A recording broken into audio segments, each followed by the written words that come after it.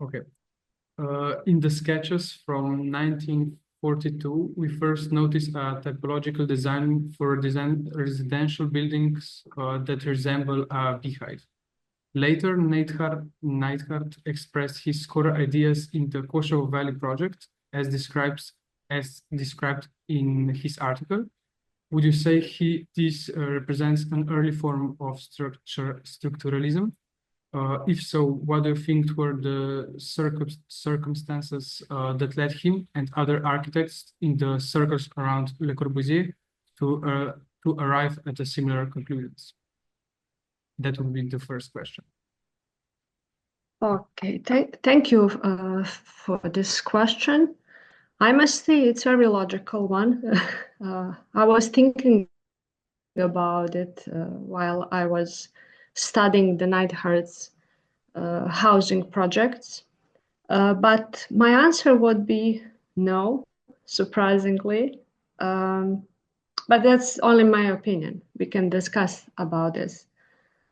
I would say that the early sketches from 1942 are interesting because the form is unusual for the time, right? 42.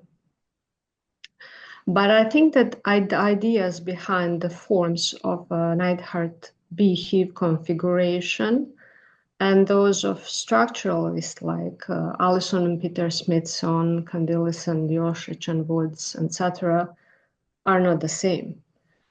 Of course, there are formal similarities. They are coming from modular thinking and also from the relations between the scale of architecture and the scale of the city. But I think that the bottom line, our ideas are not the same.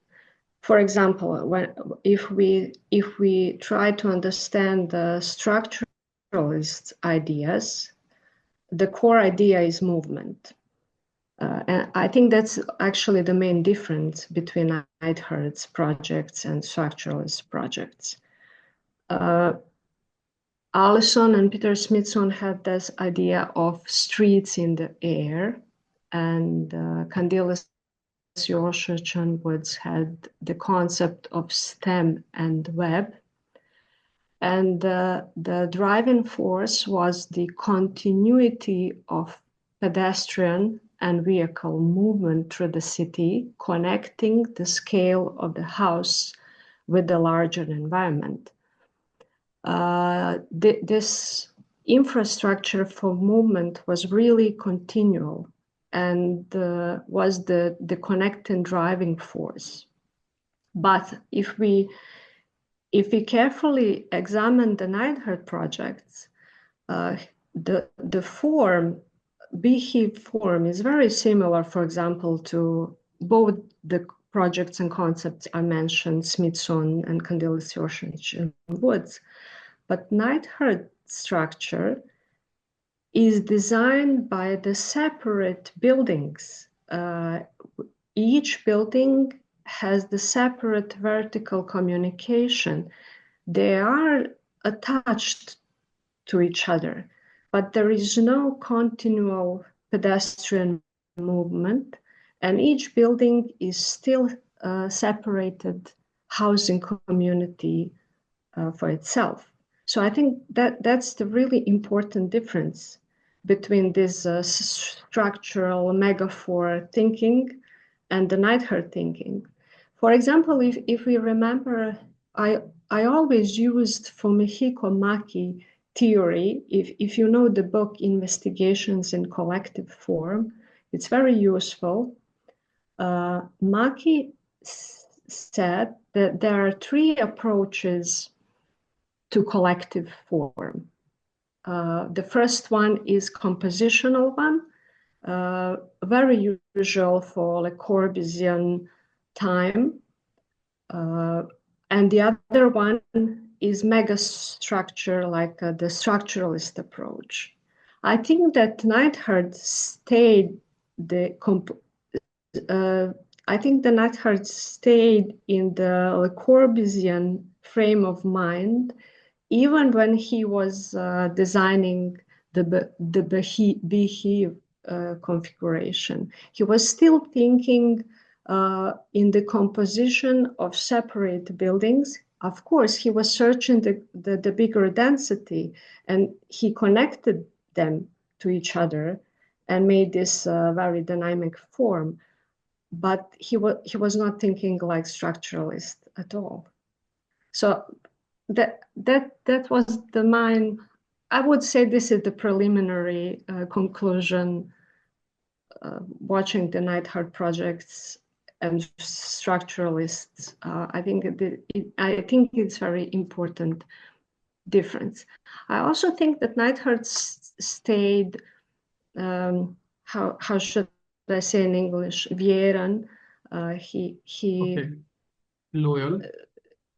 He stayed loyal to his other previous principles. For example, his beehive configuration, it's very important to him how he puts it on the shape of a land. And he also wants pedestrian to move freely on the ground, like in other Le Corbusier projects.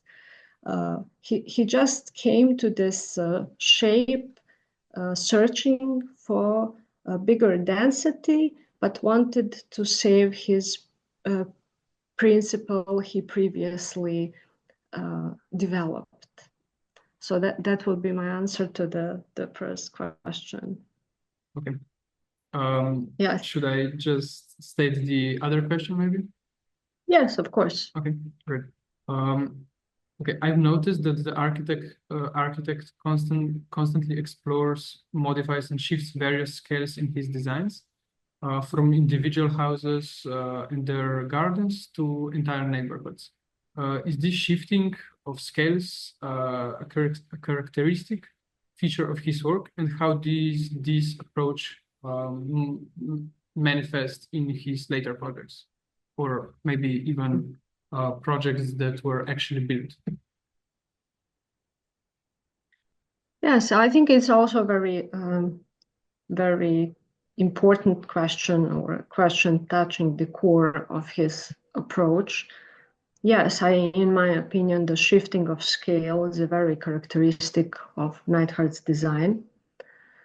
He was able to think about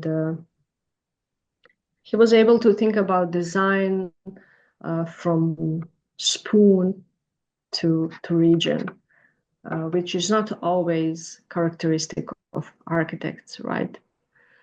More importantly, his drawings were usually three-dimensional.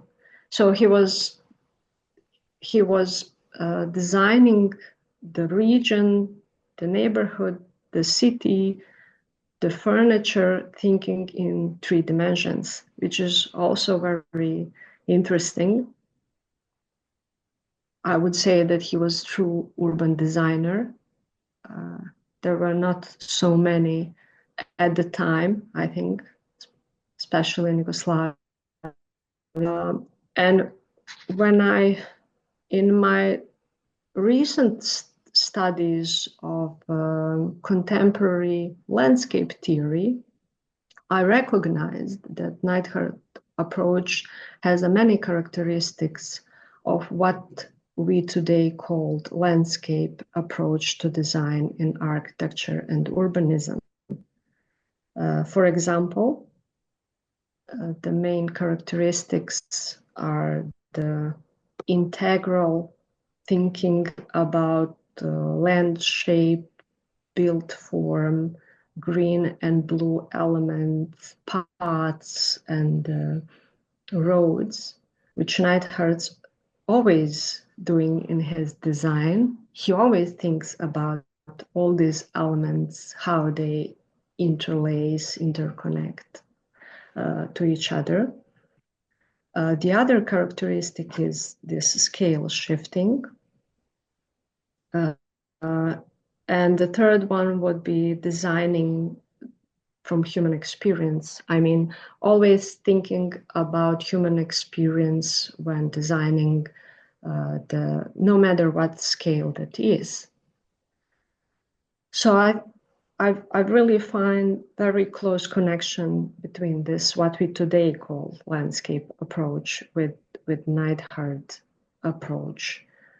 I mean, this is just, preliminary thinking, but for me, it's very interesting.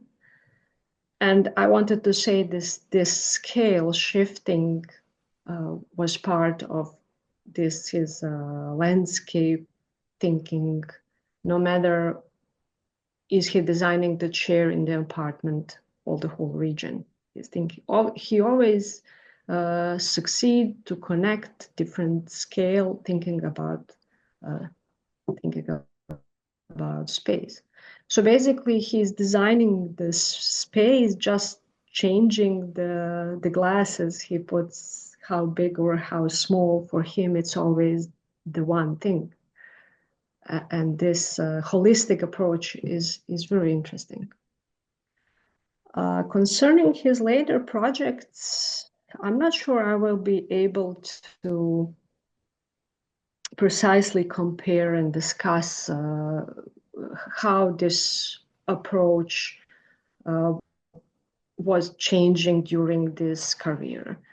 But I think if we try to analyze his latest, the last projects he did, like, for example, Bilecha Ethno Park, which is not just housing, it's a really large project of including museum, archives, park, residential buildings, etc. around the Bilecha Lake.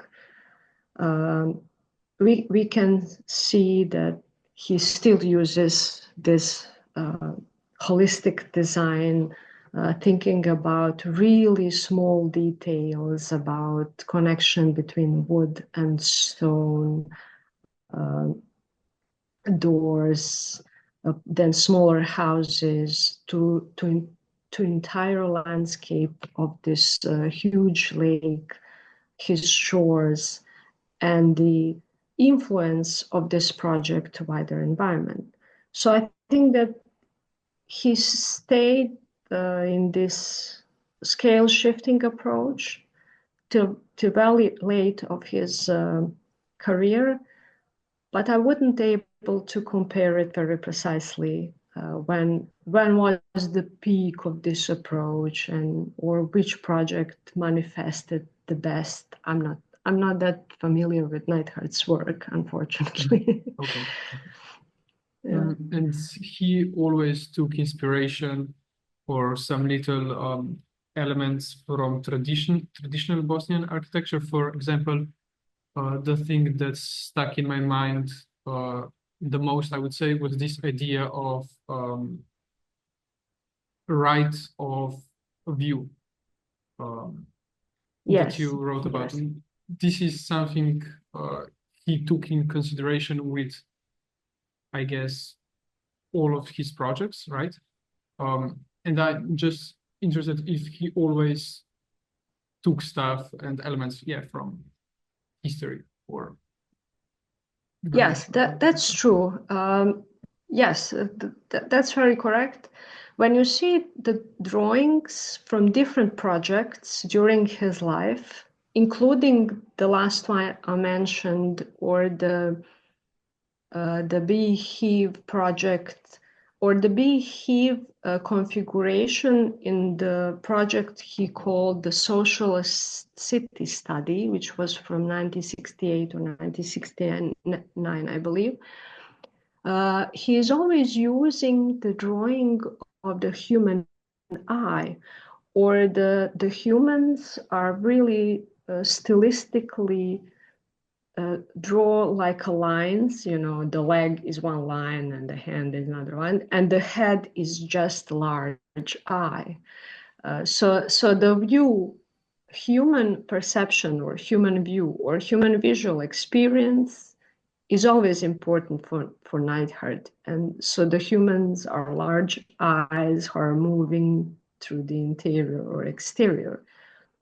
So yes, he learned about this traditional norm, or the rule of construction, vernacular rule of construction of housing in Bosnia, right to view, pravo na pogled, which he calls it.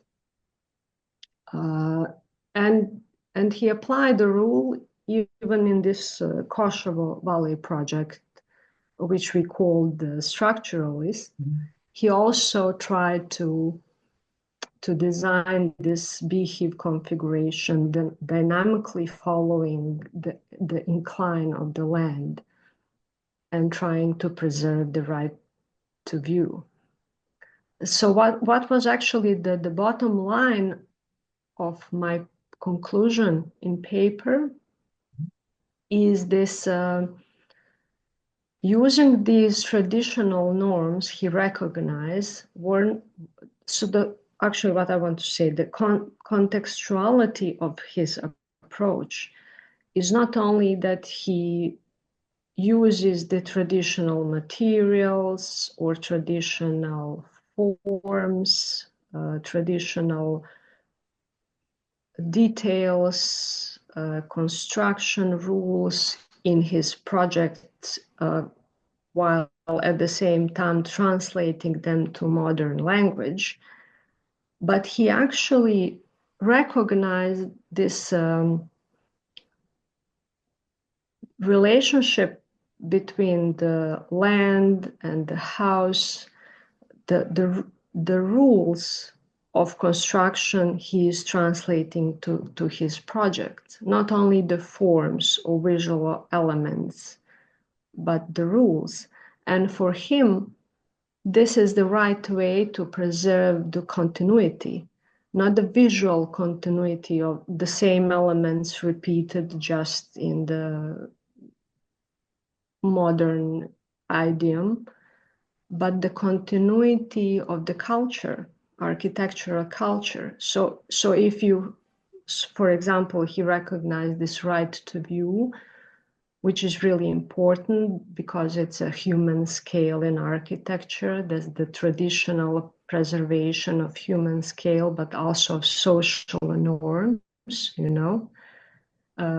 Because when you say to your neighbor, okay, you cannot build this large housing, I have also right to view, this is a really social norm, right? So Neidhart is trying to preserve this traditional, this continuation of architectural culture in his project, not just the materials, colors, forms, etc. So for me, that was really deep contextual approach. So yeah, thank you very much. And yeah, I hope Well, thank you. Okay. It was really nice chat and opportunity for me to dwell again on these ideas, because you know we move forward fast today. Well, thank you. I hope it was useful. So if you have any more questions, please do not hesitate to write, ask, and it was my pleasure. Yeah, I think that you told me so much that I won't have any problems. So yeah, yeah. But if the question arises, I will write to you. Okay. Okay. Bye. Thanks. Bye.